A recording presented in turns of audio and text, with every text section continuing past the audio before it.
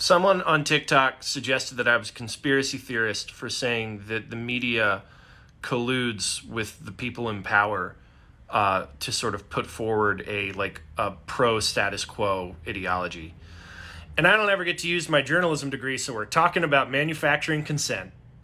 Manufacturing Consent was written by Edward Herman and Noam Chomsky. The thing that they were looking at was whether or not you could call U.S. media propaganda, considering that we live in a country that has freedom of press and freedom of speech.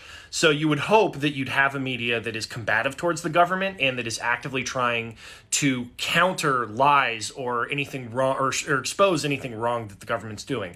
And they asked, how would this type of government go about controlling the press, and how could the structures of the way that the press is organized collude in supporting that sort of power structure?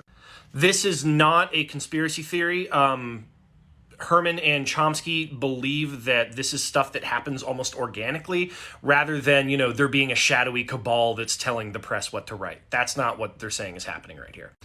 Basically, they found 5 features of the United States press that makes it more likely to toe the line when it comes to what the government says than to kind of go out there and take risks in their reporting. First, most media in the United States is owned by corporations. Corporations have a fiduciary duty to serve the bottom line of their investors, and that means that they have to try and get as much stuff out there, as much circulation, as much eyes on their programming as possible. And that means sometimes having to do stuff which kind of appeals to lowest common denominator or appeals to certain biases that people might have. So, if you do, if you know that you're going to sell a lot of stories about, the murdered beauty queen, even if that isn't quite as important a story as environmental collapse. Number 2, they are beholden to their advertisers. They can't say stuff that's going to piss off their advertisers because if advertisers no longer work with them, they lose money. Number 3, sourcing. If you're going to report on the government, the way that you do that is by having sources within the government.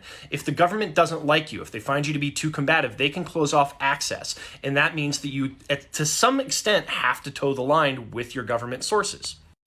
Number 4 is flack. If you write something or say something that's unpopular in the mainstream media, you will get absolutely reamed. And if you've ever had every conservative person saying you're terrible, it brings out the crazies. People don't want to do that all the time. So a lot of the times they'll avoid super controversial stuff because it could be dangerous.